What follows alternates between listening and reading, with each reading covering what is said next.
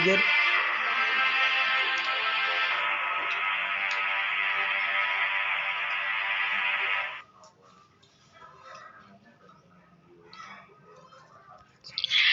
Assalamualaikum warahmatullahi wabarakatuh. Salam sejahtera bagi kita semua. Shalom, Om Swastiastu, Namo Buddhaya, salam kebajikan. Senang sekali dapat kembali menjumpai Anda di hari kedua di Klub Manajemen Organisasi Kepemudaan, live dari Library Cafe Pusat Pemberdayaan Pemuda dan Olahraga Nasional, Kementerian Pemuda dan Olahraga Republik Indonesia. Bersama saya, Syofika Firisya Utami, selaku pembawa acara pada hari ini. Yang terhormat dan yang kami banggakan, Deputi Bidang Pemberdayaan Pemuda, Kementerian Pemuda dan Olahraga Republik Indonesia, Bapak Profesor Dr. Faisal Abdullah, SHMSI DFM. Yang kami hormati, staf ahli Menteri Pemuda dan Olahraga Republik Indonesia bidang ekonomi kreatif, Bapak Dr. Joni Mardizal MM.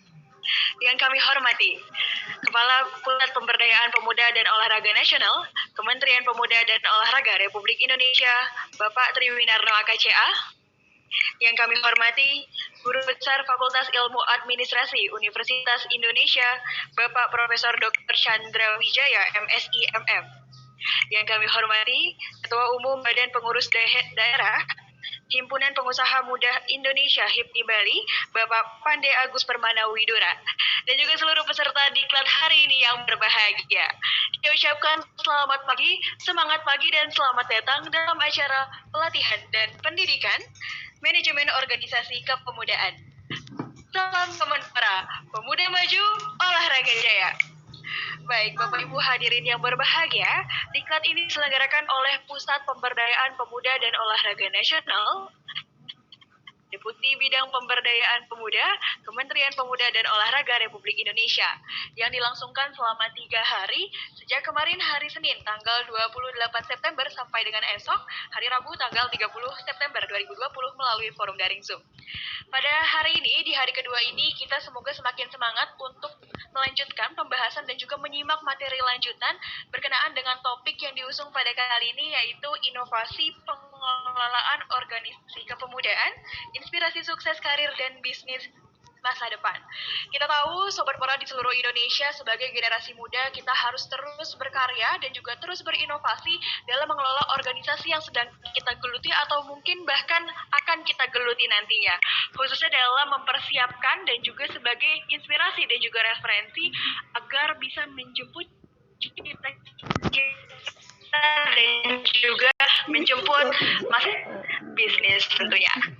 Baik Bapak Ibu hadirin yang berbahagia, selanjutnya izinkan saya untuk kembali mengingatkan tata tertib yang berlaku dalam kegiatan diklat kali ini. Mohon untuk disimak dengan seksama pada layar Anda. Baik, untuk yang pertama, audio dan kamera peserta akan dimatikan secara otomatis by system. Yang kedua, peserta dimohon untuk memastikan bahwa baterai komputer, tablet, ataupun handphone yang digunakan dalam keadaan penuh atau tersedia pasokan. Yang ketiga, peserta juga mohon untuk memastikan bahwa koneksi internet dalam keadaan stabil. Berikutnya, diklat ini memiliki kapasitas sebanyak 400 orang. Untuk itu, kami menggunakan sistem first come first serve bagi para peserta yang telah mendaftar lebih dulu. Berikutnya, bagi para peserta yang hendak mengajukan pertanyaan, silakan Anda dapat menggunakan fitur Q&A yang terletak di bagian bawah layar Anda dengan cara menuliskan kalimat pertanyaan yang singkat dan jelas, kepada siapa pertanyaan ditujukan, dan juga diharapkan untuk tidak mengandung unsur sara. Nantinya seluruh pertanyaan akan dijawab secara live ataupun secara tertulis oleh para narasumber. Dan nantinya akan ada 1 orang peserta yang beruntung dan akan kami jadikan panelis agar dapat menyampaikan pertanyaannya langsung kepada narasumber. Dan dengan syarat peserta terpilih harus kembali mematikan audio dan juga kameranya ketika pertanyaan selesai diajukan dan juga telah dijawab oleh narasumber. Berikutnya, peserta seluruhnya diwajibkan untuk mengisi daftar hadir online yang nantinya form berbentuk link akan dikirimkan melalui fitur chat selama kegiatan diklat ini berlangsung.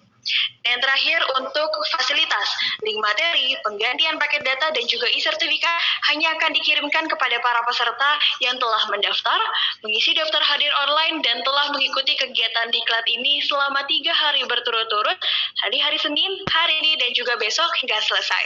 Dan nantinya seluruh fasilitas tersebut akan dikirimkan paling lambat dalam waktu 15 hari kerja setelah kegiatan diklat ini berakhir. Baik, demikian tata tertib yang berlaku pada kegiatan diklat ini. Berikutnya akan saya bacakan susunan acara pada hari ini. Untuk yang pertama, kita akan langsung menyimak pemaparan dari para narasumber yang tentunya akan dipandu oleh moderator kita, yakni Ibu Mia Selvina, dengan materi yang pertama mengenai Pemuda Indonesia menyongsong 100 tahun kemerdekaan Indonesia, yang akan disampaikan oleh staf ahli Menteri Pemuda dan Olahraga Republik Indonesia bidang ekonomi kreatif, Bapak Dr. Joni Mardizal MM. Dilanjutkan dengan materi yang kedua yang akan disampaikan oleh Guru Besar Fakultas Ilmu Administrasi Universitas Indonesia, Bapak Profesor Dr. Chandra Wijaya MSI MM. Dan yang terakhir akan ada materi yang akan disampaikan oleh Ketua Umum Badan Pengurus Daerah Himpunan Pengusaha Muda Indonesia HIPMI Bali, Bapak Ande Agus Permana Widura. Dan terakhir akan ada pengumuman yang akan disampaikan sekaligus penutupan. Baik Bapak Ibu sekalian, mengawali acara diklat kedua hari ini, mari kita menundukkan kepala sejenak untuk berdoa. Semoga kegiatan kali ini dapat dilancarkan dan juga dapat memberi manfaat serta berkah untuk kita semua.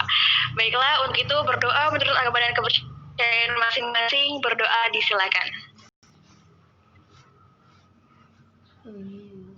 Bismillahirrahmanirrahim.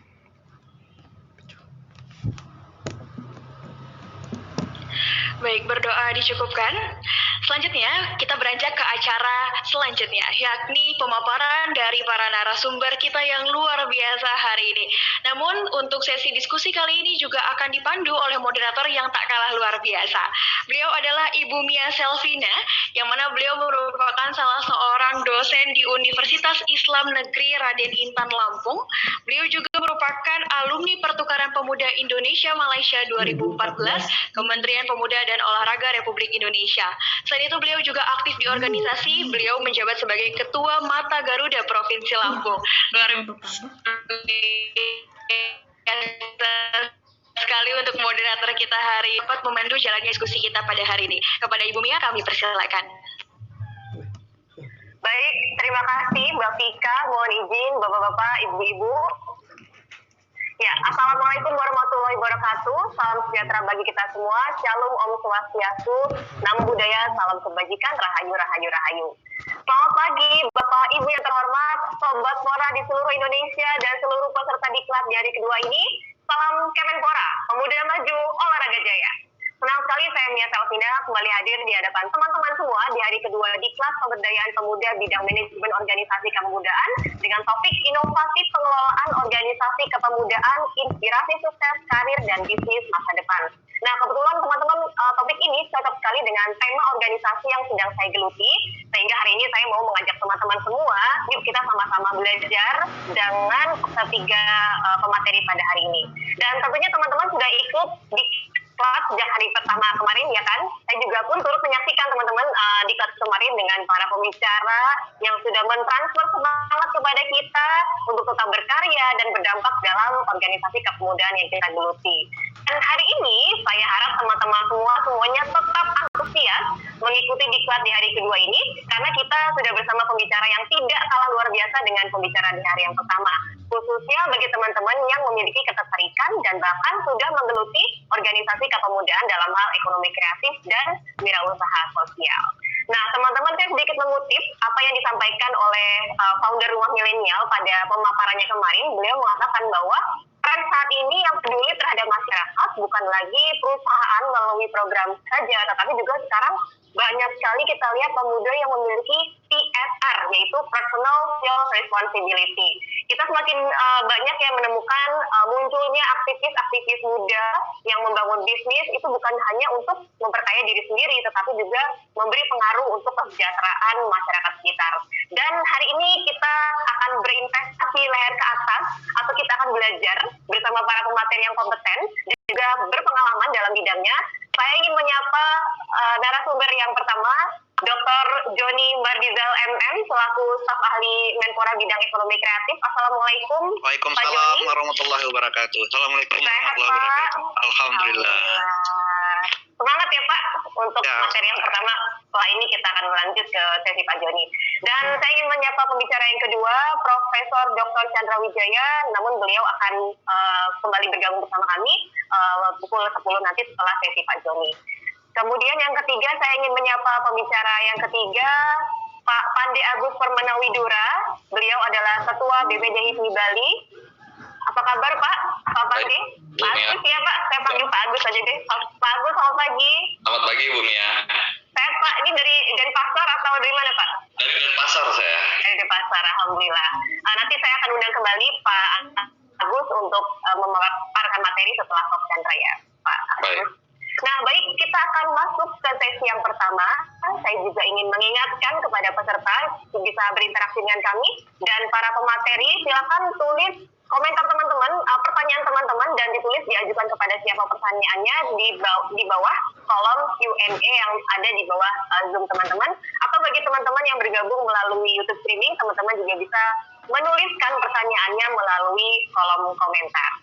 Nah, sebelum kita mulai materi, terlebih dahulu saya ingin mengajak peserta untuk mengenal lebih dekat pemateri yang pertama dengan membacakan riwayat hidup singkat beliau. Saya akan membacakan riwayat hidup singkat Dr. Joni Bardizal MM. Beliau lahir di Sungai Penuh Kerinci 24 Maret 1962. Saat ini beliau menjabat sebagai staf ahli Menpora bidang ekonomi kreatif. Beliau menamatkan pendidikan sarjana pendidikan teknik di IKIP Padang, kemudian melanjutkan ke Magister Manajemen Universitas Jambi dan Doktor Manajemen Pendidikan Universitas Negeri Jakarta. Sebelum menjadi staf ahli Menpora bidang ekonomi kreatif, beliau pernah menjadi guru di STM Negeri Biren, instruktur pada Technical Teaching Upgrading Center Medan, kasih sarjana SMK Dinas Pendidikan Provinsi Jambi, dan juga beliau bergabung di Kemenpora sebagai Kabid Organisasi Kepemudaan pada Deputi 1 Kemenpora, Asisten Deputi Kepemimpinan Pemuda Kemenpora, Asisten Deputi Organisasi Kepemudaan Kemenpora, Asisten Deputi Pengembangan Standar di 1 Kemenpora, PLT Deputi Pengembangan Kepemudaan Kemenpora, dan saat ini menjabat sebagai staf ahli Menpora di bidang ekonomi dan kreatif. Nah, langsung saja kita akan mendengarkan pemaparan dari Bapak Joni. Waktu dan tempat kepada Bapak Joni, saya persilakan. Terima kasih Mbak Mia. Assalamualaikum warahmatullahi wabarakatuh. Waalaikumsalam warahmatullahi wabarakatuh. Pak Kapus yang saya hormati, Mas Bagus, kemudian para narasumber hari ini, ada Beli Agus Pande Widura, kemudian ada Prof. Chandra. Baik, pertama-tama marilah kita berserah diri kepada Tuhan Yang Maha Kuasa, Allah Subhanahu wa taala. Alhamdulillah, waskurillah wa ni'matillah wa la haula wa la quwata illa billah. Allahumma shalli ala sayyidina Muhammad wa ala ali sayyidina. Mbak Mia ini alumni MYF ya? Iya, betul sekali Pak, tahun 2014. Saya kebetulan pernah sebagai national leader-nya di MYF. Jauh. Saya nggak ketemu ya Pak. Oh nggak ketemu ya saya. Baik, kawan-kawan sekalian.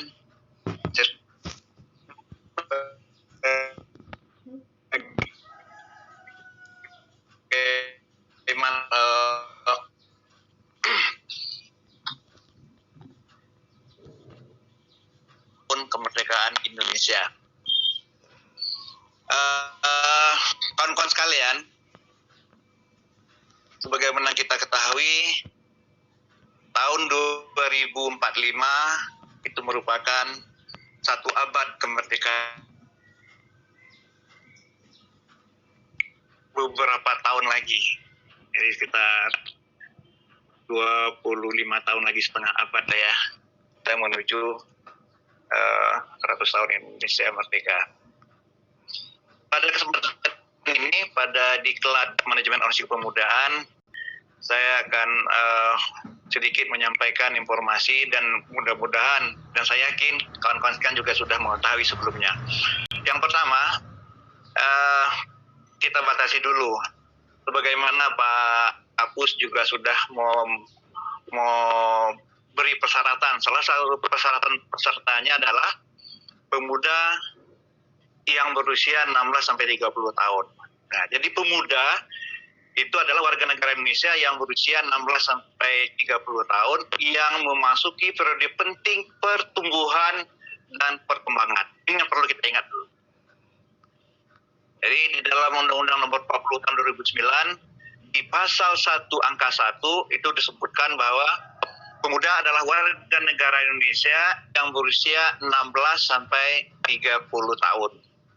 Yang lebih penting lagi adalah yang memasuki periode penting pertumbuhan dan perkembangan. Ini titik ini sentralnya, pertumbuhan dan perkembangan. Kalau kita ibaratkan dengan tumbuhan misalnya, dia sedang berkembang, sedang tumbuh, pada periode itu tidak dirawat, tidak dikelola dengan baik, hasilnya nanti juga tidak baik. Demikian juga dengan kehidupan manusia. Jadi pemuda ini memasuki periode penting. Jadi harus kita kawal, kita kelola dengan baik. Kemudian di dalam pasal 3 Undang-Undang Nomor 40 Tahun 2009, saya ini juga sudah pernah diberikan, kemarin juga diberikan, tapi saya ingin menekankan kembali bahwa tujuan pembangunan kepemudaan sebagaimana disebutkan dalam pasal 3 Undang-Undang Nomor 40 Tahun 2009 tentang kepemudaan, tujuannya adalah terwujudnya pemuda yang beriman dan bertakwa kepada Tuhan Yang Maha Esa, berakhlak mulia, cerdas, kreatif, inovatif, mandiri, demokratis, bertanggung jawab, berdaya saing, serta memiliki kepemimpinan, kewirausahaan, kepeloporan, dan kebangsaan berdasarkan Pancasila dan Undang-Undang Dasar 1945 dalam kerangka Negara Kesatuan Republik Indonesia. Ini bunyi utuh dari pasal 3 Undang-Undang Nomor 40. Kalau kita buat klasternya, inti dari pembangunan kepemudaan itu bisa kita kelompokkan ke 3 kelompok. Pemuda yang beriman dan bertakwa, itu masuk dalam kelompok karakter. Berakhlak mulia di kelompok karakter. Demokratis, karakter. Bertanggung jawab, karakter. Sehat, cerdas, kreatif, inovatif, dan mandiri, kapasitas. Berjiwa kepemimpinan, kewirausahaan, kepeloporan, dan kebangsaan, itu karakter dan kapasitas, serta berdaya saing. Jadi, secara singkat dapat kita sebutkan bahwa pemuda Indonesia yang diharapkan sesuai dengan Undang-Undang Nomor 40 Tahun 2009 itu adalah pemuda yang berkarakter, berkapasitas, dan berdaya saing. Ini selalu saya ingat, di setiap kesempatan selalu saya ingat. Kenapa karakter ditempatkan yang pertama? Karakter, kapasitas, berdaya saing. Karakter itu kan dia beriman, bertakwa, berakhlak mulia, demokratis, bertanggung jawab. Itu ditempatkan yang pertama. Kemudian kapasitas. Nah, kenapa? Karena jika kita dahulukan kapasitas, pemuda Indonesia yang berkapasitas, dia sehat, cerdas, kreatif, inovatif, mandiri, dia kreatif misalnya, tapi tidak memiliki karakter, tidak mempunyai karakter yang kuat, dia akan kreatif bagaimana, dalam tanda petik, bagaimana dia menipu temannya misalnya dalam bentuk kecil. Kreatif, dia punya kreativitas yang tinggi, ya. Kemudian dia punya inovasi yang bagus, dia inovatif, tapi tidak punya karakter. Nah, itulah yang terjadi. Dan tidak sedikit kita lihat saat ini, mohon maaf, yang menghuni Sukamiskin dan berbagai tempat lainnya, itu orang-orang pintar-pintar semua, orang-orang cerdas, orang-orang yang punya kreativitas, punya inovatif dan mandiri, tapi tidak dibekali dengan karakter kuat. Maka pendidikan yang terpenting, latihan yang terpenting adalah menanamkan karakter kepada pemuda Indonesia. Nah, kemudian juga memiliki daya saing. Dia harus memiliki daya saing. Daya saing itu berarti dia lebih dari yang lain. Ya, Kalau kita ibaratkan dalam pertandingan, kalau dia memiliki daya saing, kalau dalam pertandingan itu dia hanya bertahan, paling kuat skornya 0-0, dia bertahan. Dia harus punya daya saing, harus punya kemampuan lebih dari pesaingnya, dari lawannya. Nah, di samping dia bertahan, dia juga harus bisa menyerang. Nah, itu nanti mungkin lebih banyak akan dijelaskan oleh Beli Agus nanti, bagaimana meningkatkan daya saing dari pemuda ini. Ya, demikian saya rasa ya hal penting yang pertama tadi pesan pemuda, kemudian tujuan atau intisari dari tujuan pembangunan kepemudaan ini, yaitu pemuda yang berkarakter, berkapasitas, daya saing. Selanjutnya di dalam pasal 16 Undang-Undang Nomor 40 Tahun 2009 disebutkan peran pemuda. Itu ada 3 peran besar pemuda yang diharapkan dalam undang-undang tersebut, yaitu pemuda berperan aktif dalam aspek pembangunan nasional sebagai kekuatan moral, sebagai kontrol sosial, dan agen perubahan. Jadi 3 ini minimal peran yang harus dimainkan oleh kawan-kawan pemuda. Untuk kekuatan moral misalnya, untuk kekuatan moral, ini menumbuh kembangkan aspek etik dan moralitas dalam bertindak pada setiap dimensi kehidupan kepemudaan. Jadi pemuda berperan aktif sebagai kekuatan moral, ini perlu ditumbuh kembangkan aspek etik dan moralitas dalam bertindak pada setiap dimensi kehidupan kepemudaan. Kemudian memperkuat iman dan takwa serta ketahanan mental spiritual, kemudian meningkatkan kesadaran hukum. Nah, jadi setiap kegiatan-kegiatan yang kita lakukan dalam pemberdayaan dan pengembangan pemuda, di segi kekuatan moral inilah yang harus diberikan, menumbuh kembangkan aspek etik dan moral dalam bertindak pada setiap dimensi kehidupan kepemudaan, memperkuat iman dan takwa serta ketahanan mental spiritual, meningkatkan kesadaran hukum. Memperkuat iman, takwa serta ketahanan mental spiritual ini saya sering menyampaikan bahwa seorang pemuda yang kita harapkan nanti bisa jadi pemimpin di masa depan, saat ini dan masa depan, itu dia harus mempunyai ketahanan mental dan spiritual yang kuat. Kalau ketahanan mentalnya lemah, sulit kita harapkan. Ya. Kita ambil contoh seperti kita ingin pedang yang tajam misalnya, samurai katakanlah demikian. Untuk mendapatkan pedang yang tajam tersebut, ini perlu ada upaya-upaya tersebut, antara lain dari besi, kemudian dibakar, dipukul-pukul, dicelupkan air, dibakar lagi, dipukul-pukul lagi, agar menjadi pedang yang kuat. Demikian juga pemuda itu kita harapkan memiliki ketahanan mental dan spiritual yang kuat, itu penuh dengan cobaan-cobaan dan juga berbagai tekanan yang harus mereka hadapi. Kalau baru digertak saja sudah bagaimana kita harapkan ke depan. Jadi sebagai kekuatan moral. Kemudian peran aktif pemuda sebagai kontrol sosial. Ini kita harus memperkuatkan wawasan kebangsaan. Saya yakin di PP PON atau di berbagai tempat yang lain itu dilakukan memperkuat wawasan kebangsaan. Majelis Permusyawaratan sendiri, Pemusyawaratan Rakyat MPR RI juga punya program-program yang seperti ini. Kemudian membangkitkan kesadaran atas tanggung jawab dan kewajiban sebagai warga negara, membangkitkan sikap kritis terhadap lingkungan, kemudian terhadap lingkungan dan penegakan hukum, meningkatkan partisipasi dalam perumusan kebijakan publik, menjamin transparansi akuntabilitas publik, memberikan kemudian akses informasi. Jadi memperkuat wawasan kebangsaan ini harus selalu kita berikan kepada anak-anak muda. Membangkitkan kesadaran dan tanggung jawab ini juga ada kegiatan-kegiatan yang dilakukan agar pemuda tahu hak dan kewajibannya. Ya, hak dan kewajibannya. Kemudian membangkitkan sikap kritis terhadap lingkungan dan penegakan hukum. Meningkatkan partisipasi dalam perumusan kebijakan publik.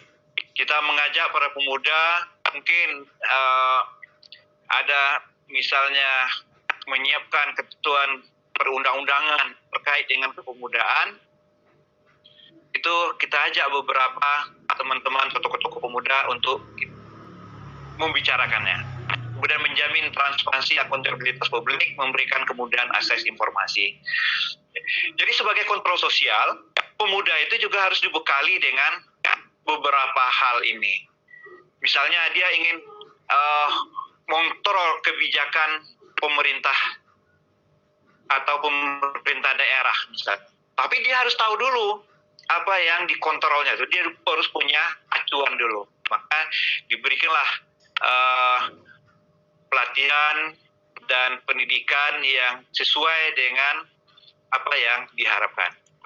Kemudian sebagai agen perubahan, sebagaimana kita ketahui dari tonggak sejarah kemerdekaan Indonesia, kita catat sajalah mulai dari kebangkitan Budi Utomo 20 Mei, kemudian dilanjutkan dengan 28 Oktober, 17 Agustus tahun 1945, kemudian 6566, kemudian terjadi reformasi di 98.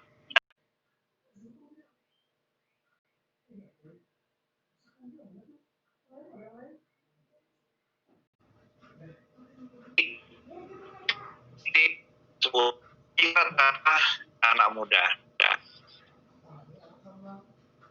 Kita lihat dari 1908.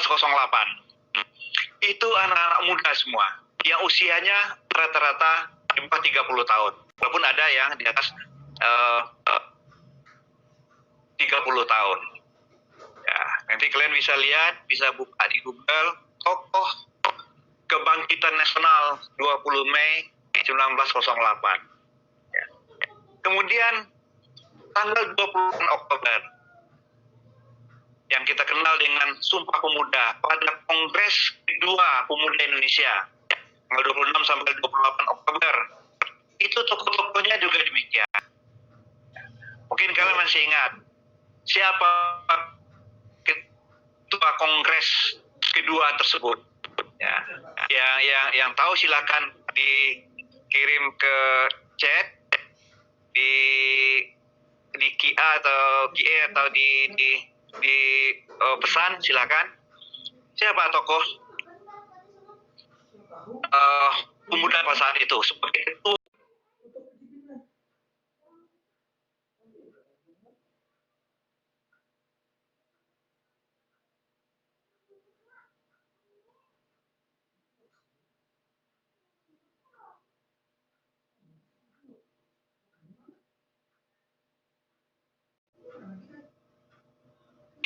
Kita abadi sebagai nama salah satu gedung di PP PON. Ya. Sugondo ini usianya 22 tahun. Padahal pada saat itu sebenarnya Bung Karno kalau beliau mau sebagai ketua Kongres bisa saja. Tapi usia Bung Karno pada saat itu adalah beliau lahir 1901, berarti 27 tahun. 27 tahun aja beliau merasa sudah bukan anak muda lagi. Ya. Ki Sugondo itu usianya 22 tahun. Nah, beliau sebagai ketua Kongres Pemuda kedua. Nah, jadi maka peran pemuda sebagai agen perubahan ini kita lanjutkan lagi di 1945, 17 Agustus 1945. Kita lihat siapa yang menculik Bung Karno, memaksakan supaya segera memerdekakan, memproklamirkan republik ini. Semuanya anak-anak muda. 1965-66 juga tokoh-tokoh pemuda. Dan terakhir 1998. Anak-anak muda yang menggerakkan sebagai agen perubahan. Ya. Dari agenda reformasi yang dicanangkan 22 tahun yang lalu, kalianlah anak-anak muda sekarang bisa sebagai kontrol sosial. Dilihat apakah agenda reformasi itu sudah jalan, apakah berjalan sesuai dengan yang diharapkan, dan seterusnya. Ini tugas anak-anak muda yang saat ini mengikuti diklat ini untuk melakukan kontrol sosial.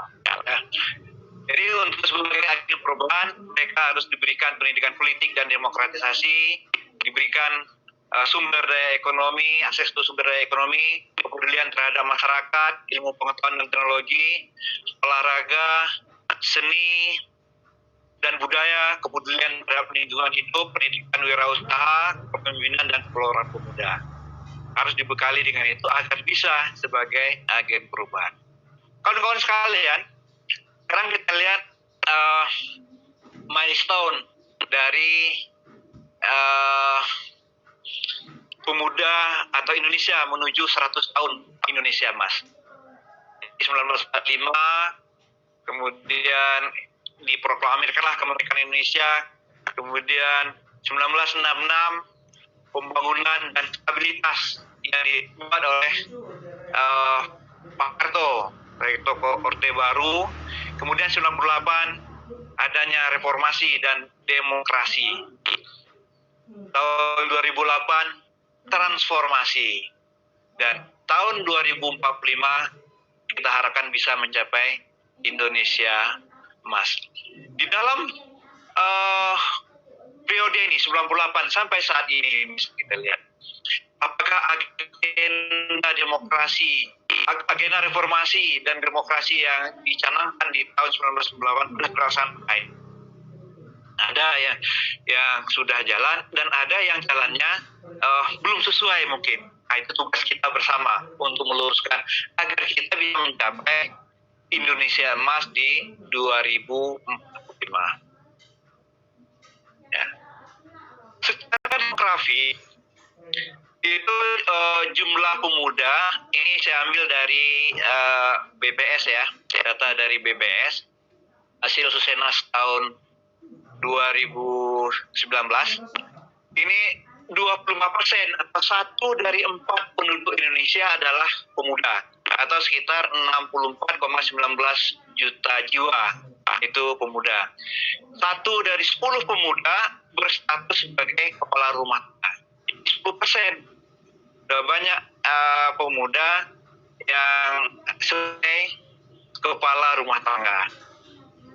Kemudian ada kecenderungan menurun jumlah pemuda yang bertempat tinggal di Pulau Jawa.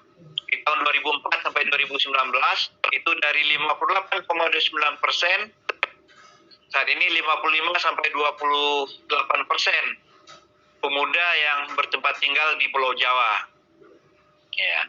Kalau dulu kita kenal adanya program transmigrasi, yaitu memindahkan penduduk dari tempat yang padat ke tempat yang tidak padat. Ya, sekarang kita lihat kemungkinan hal ini juga terjadi, mereka melakukan transmigrasi mandiri. Karena Indonesia ini sangat luas yang terdiri dari lebih dari 17.000 pulau besar dan kecil. Ya, kalau ditanya berapa jumlah pasti pulau yang ada di Republik ini, supaya gampang kita ingat, sebanyak 17.845. Kita jawab aja demikian. Kalau percaya silakan hitung. Jadi 17.845. 17.000 yang berpenghuni dan juga tidak berpenghuni. Nah, itu tugas kita. Yang 250 juta rakyat Indonesia ini, yang 25%-nya atau 64,19 juta jiwa yang akan menggarap negara kesatuan Republik Indonesia ini. Kemudian dari tingkat pendidikan para pemuda ini dari data yang ada itu rata-rata lama sekolah pemuda di Indonesia itu sebesar 10,63 tahun. Artinya apa? Jadi secara umum pemuda Indonesia telah menyelesaikan pendidikan hingga kelas 10. Ya, kalau SMA berarti kelas 12. Jadi belum tamat SMA. Nanti kita lihat tabelnya. Jadi masih cukup rendah dan prihatin untuk kita. Banyak yang belum tamat SMA. Kemudian ada 21,62% pemuda disabilitas yang tidak atau belum pernah sekolah sama sekali. Jadi ada 21%, lumayan banyak itu, 21% dari 64 juta tadi.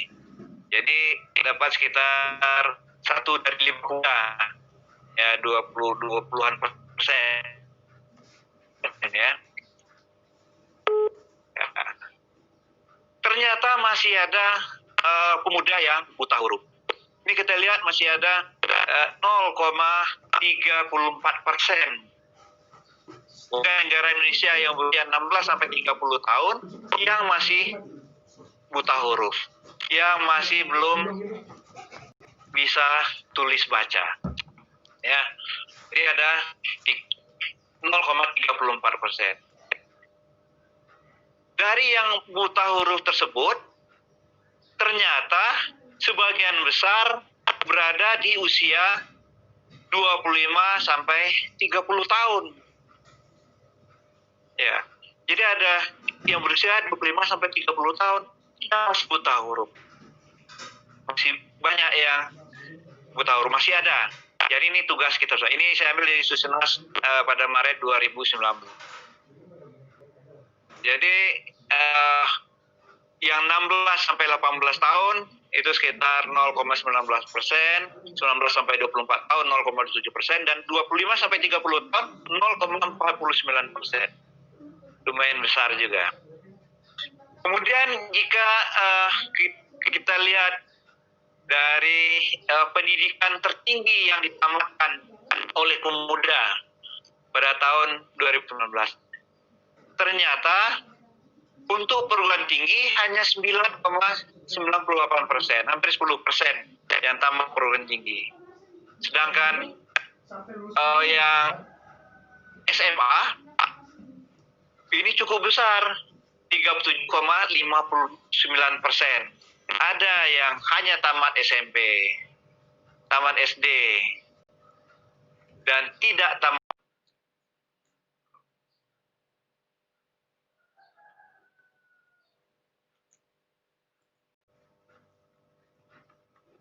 Kemudian persentase pemuda yang bekerja menurut lapangan usaha. Nah, ini kita cukup gembira, ada 55,20% dari pemuda itu bekerja di bidang jasa-jasa. Nanti Beli Agus akan menjelaskan lebih lanjut apa kegiatan-kegiatan yang dilakukan oleh pemuda untuk di bidang jasa ini. Kemudian saya ingin gambarkan sedikit megatrend dunia pada tahun 2045, kecenderungan besar dunia pada tahun 2045 nanti. Saya sampai jam berapa Mbak Mia? Maaf. Ya baik Pak, masih ada waktu sekitar 15 menit lagi Pak untuk pemaparan. Setelah ini kita jawab. Oke. Makasih Mbak Nia. Ini ada 10 megatrend dunia. Yang pertama, demografi global. Pada tahun 2045 penduduk dunia diperkirakan mencapai 9,45 miliar. Jadi bertambah sekitar 2,1 miliar dari tahun 2015. Jadi mencapai 9,45 miliar. Kemudian urbanisasi dunia. Penduduk dunia di perkotaan diperkirakan meningkat 65% pada tahun 2045 dengan 95% pertambahan terjadi di emerging economies. Jadi pembangunan perkotaan berperan dalam meningkatkan daya saing pertumbuhan ekonomi dan kualitas hidup masyarakat. Jadi terjadi penumpukan di perkotaan. Kemudian peranan emerging economies itu output negara berkembang pada tahun 2050 diperkirakan mencapai 71% dari total output dunia dengan Asia sebagai pendorong utama.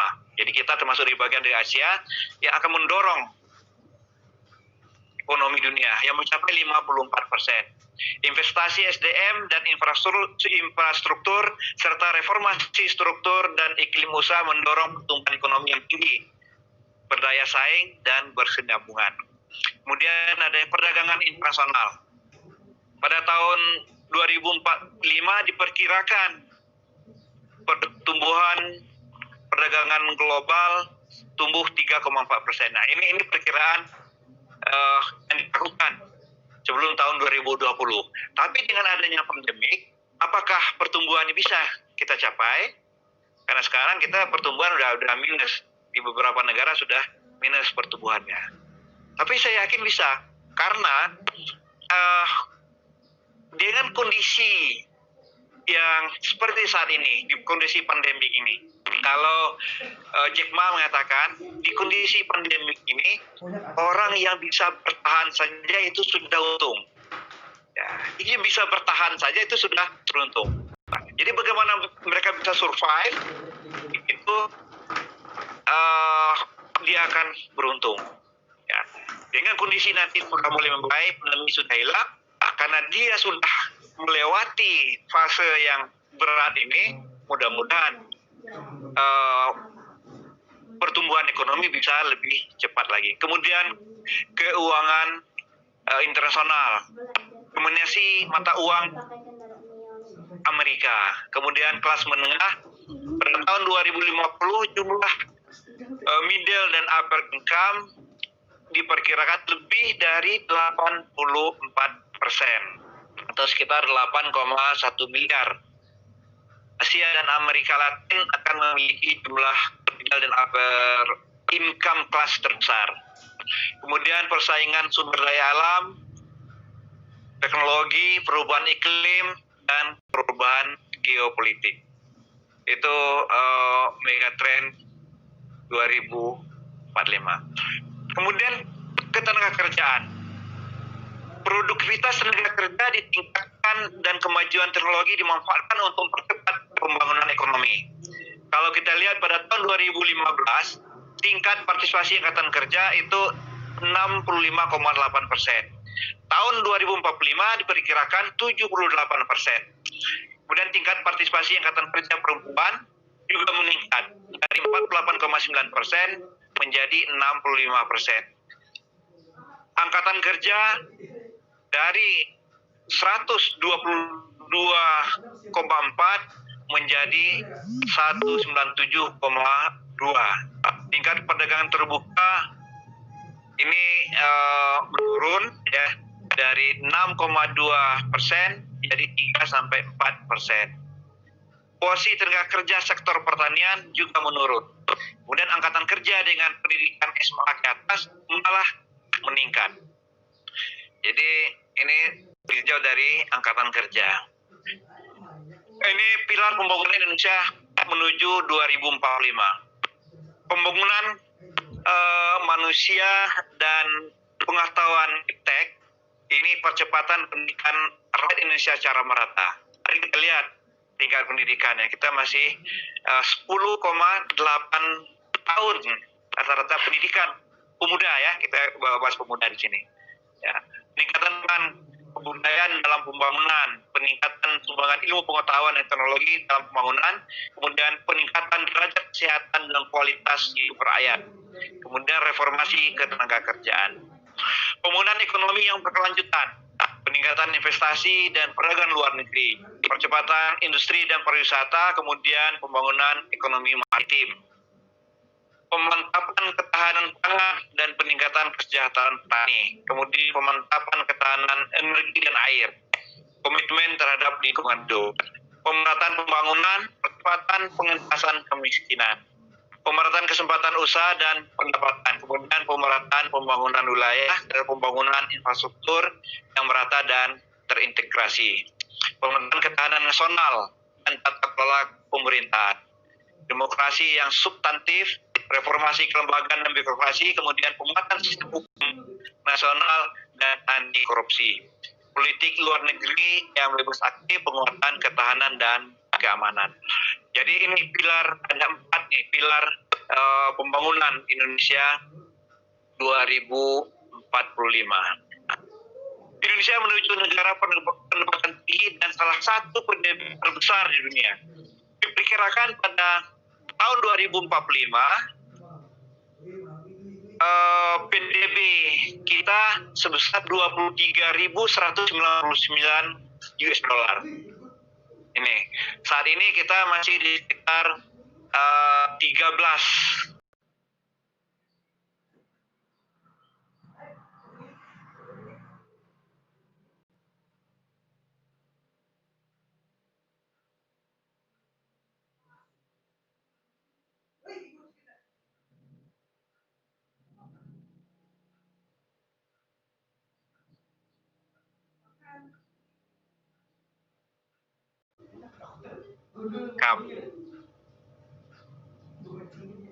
Dan mudah-mudahan pada tahun 2045 kita bisa mencapai PDB 23.199.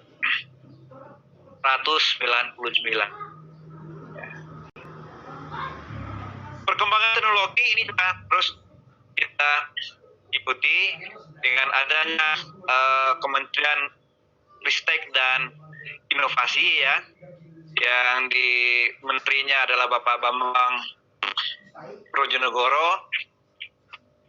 Itu terus dikembangkan. Teknologi berkembang semakin cepat dan membawa perubahan pada semua bidang pembangunan dan kehidupan masyarakat. Ada IoT yang sering kita dengar, kemudian telemedicine, apalagi saat ini orang takut ke rumah sakit, karena kalau dia sakit, pergi ke rumah sakit, sakitnya apa gitu, tahu-tahu keluar COVID. Ya, karena begitu di swab, hasilnya belum keluar, dia sudah terlanjur meninggal, dianggap COVID. Ya. Ini dokter jarak jauh, ya, kemudian teknologi cloud, AI atau AI, artificial intelligence, blockchain teknologi, ada hand teknologi.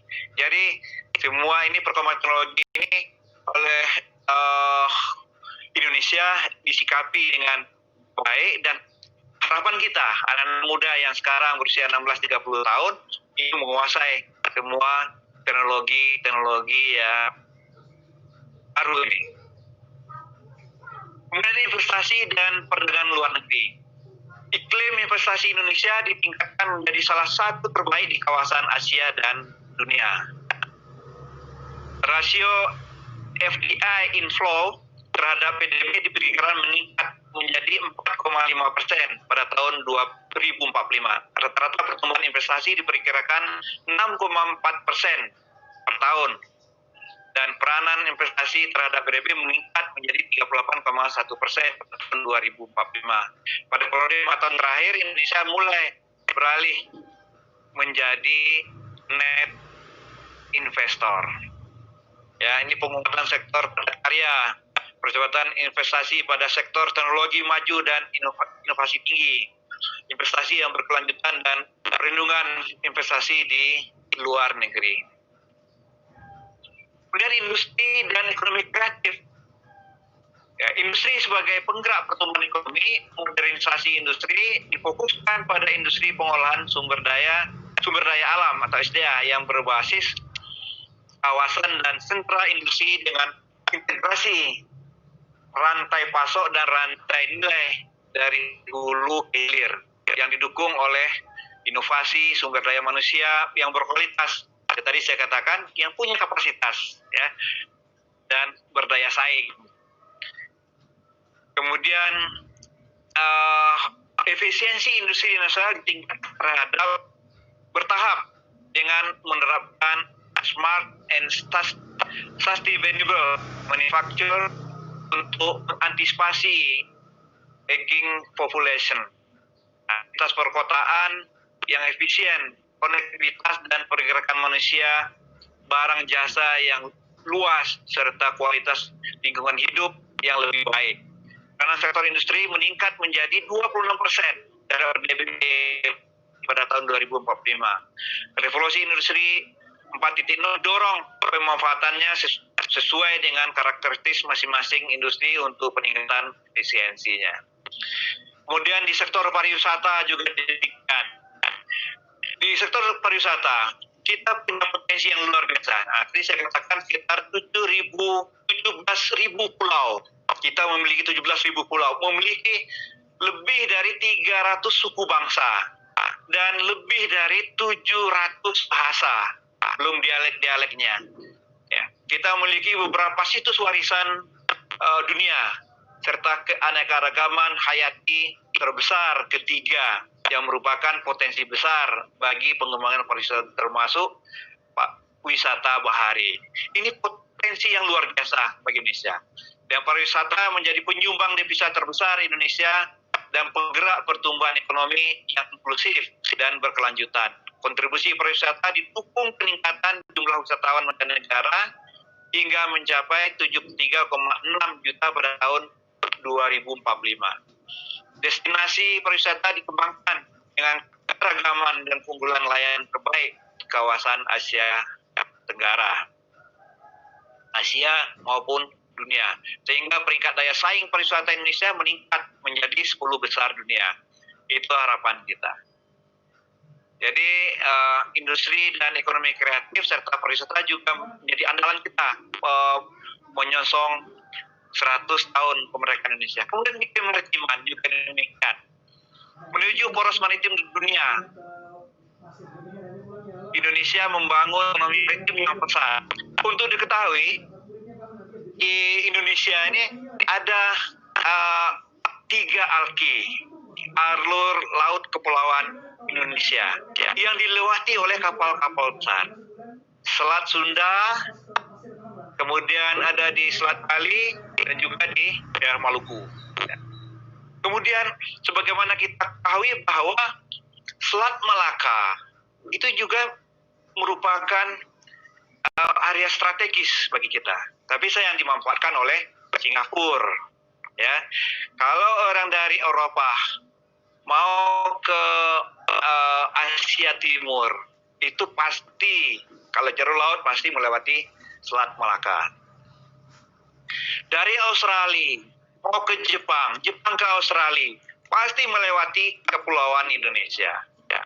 Kalau kita punya regulasi yang bagus, saya bermimpi kita punya regulasi yang bagus, yang bisa, tanda petik, setiap kapal yang lewat di wilayah Indonesia harus mampir di mana gitu. Seperti di Singapura kan, setiap kapal yang lewat di Selat Malaka mampir di Singapura. Padahal Singapura nggak kota negara pulau yang kecil, tapi mereka punya sumber daya alam yang luar biasa. Di bandara Singapura Canggih itu take off sudah masuk wilayah Indonesia, ya, tapi dia bisa memanfaatkan. Nah, ini saya mimpi anak-anak muda Indonesia yang bisa nanti memanfaatkan sumber daya alam kita yang luar biasa ini. Kemudian ketahanan pangan dan kesejahteraan petani ini juga diperhatikan. Ketahanan air, ketahanan energi, komitmen lingkungan hidup, dan pembangunan rendah karbon. Ya, revolusi industri 4.0 ini seperti yang kita ketahui ada 4 tahapan ini ya. Dari ini sudah biasa mungkin kalian lihat, dari mekanisasi, kemudian ini pada akhir abad ke-19, kemudian pada awal abad ke-20 produksi massal, kemudian di dalam akhir abad ke-20, kemudian pada hari ini cyber physical system. Ini revolusi industri yang sangat cepat sekali. Ini 2 abad dari revolusi industri pertama ke kedua, ini mencapai 2 abad. Kedua, ketiga hanya hitungan tahun. 3 dan 4 hanya beberapa tahun. Jepangnya. Saya ingat dulu waktu pertama kali komputer pada tahun 80-an, kita masih gunakan komputer dengan dua disknya, disk A, mungkin kalau nggak bertemu dengan itu. Mulai belajar dulu, waktu itu saya masih ingat, saya masih bertugas di Medan. Diutuslah 2 orang untuk latihan komputer di Jakarta. Kemudian pulang membawa 4 komputer. Ini merupakan barang yang langka dan mewah waktu itu, yang wah sekali. Sehingga waktu itu hanya berpikir bisa menggantikan mesin tik. Yang saya pelajari, saya belajar komputer otodidak. Saya belajar, tanyakan kepada yang ikut pelatihan ini, bagaimana menghidupkan dan mematikan. Itu saja. Oh gini Pak, masukkan disket A dulu, sistem, kemudian keluar APROM, nanti Bapak mau kerja sistem apa, WS, Lotus atau apa, tinggal ketik. Nanti untuk nyimpan, masukkan ke disket di disk B, disk drive B. Oh itu pada awalnya dulu. Nah, akhirnya saya belajar, dan alhamdulillah kita bisa ikuti pelan-pelan. Dan saya mendengar teman saya pada yang sama-sama sebenarnya sini saya, yang sampai saat ini, mohon maaf, ada yang belum bisa menggunakan komputer. Kalau dikasih komputer, karena dia bisa ngebos, karena dia bos, pekerjaan kasih ke staf yang ngerjakan. Ya. Sehingga pada saat dia ikut pelatihan, harus dikerjakan sendiri, maka dia belajar. MOS itu kalau untuk biasanya dipindah ke cara mengangkat MOS itu. Bergerak kursornya. Nah itu antara lain. Kalau kita tidak ikuti, kita akan tinggal. Ini Klaus Schwab ini mengatakan bahwa revolusi industri keempat ini akan memberi pengaruh yang sangat besar terhadap pengalaman manusia. Ini argumentasinya kecepatan keluasan, kedalaman, dampak sistematik terhadap negara dan masyarakat. Kemudian dampak sistemik, megatrend, sebagaimana yang saya sampaikan tadi. Kemudian tipping point dari industri 4.0 ini diperkirakan terjadi pada tahun 2025. Jadi yang belum siap itu akan tergilasnya. Ada 5 klaster dampak dari industri 4.0 ini. Ekonomi, pertumbuhan kerja, lapangan kerja, kemudian bisnis, ekspektasi konsumen, produksi dengan data yang lebih baik, inovasi, kolaborasi, model operasi baru, kemudian ketiga hubungan nasional global, masyarakat, dan jadi 5 klaster ini menurut yang disampaikannya di berbagai kesempatan. Nah ini sekilas profesi baru yang mungkin ada yang kita hadapi ke depan. Karena ada beberapa profesi yang sekarang sudah mulai tergerus, ya, seperti pos misalnya, seperti ada profesi-profesi lain lagi yang hilang. Jadi di dalam profesi di masa depan ini job di dalam IoT yang baru, ada professional driver, ada cloud architect, ada industry engineer, machine learning scientist, virtual reality design, digital antropologis, dan sebagainya. Ya. Dan skill yang dibutuhkan dalam menghadapi industri 4.0 ini ada beberapa, nanti mungkin Mendagus juga akan lebih dalam lagi membahas masalah ini, yaitu media literasi, visual literasi, multicultural literasi, kemudian global awareness, technological literasi. Jadi kemampuan dalam media sekarang ini, kita koran, saya pagi ini terima koran, setiap pagi dapat Kompas, sekarang hanya 16 halaman. Dari dulu 40 sekian halaman, sekarang koran hanya 16 halaman. Dan koran ini pun beritanya, kalau kita terima pagi ini udah tertinggal. Karena pagi-pagi subuh begitu kita buka HP, kita buka media yang kita berlangganan, semuanya sudah ada. Belum lagi buka TV dan seterusnya. Ya. Kemudian live and career skill, in leadership and responsibility. Ya, kepemimpinan dan rasa tanggung jawab itu. Jadi pelatihan pendidikan manajemen organisasi kepemudaan ini juga nanti akan dibahas mengenai kepemimpinan. Kemudian ethical and moral values, productivity and accountability, ya, fleksibilitas dan adaptasi kita sosial dan lintas sosial dan lintas budaya.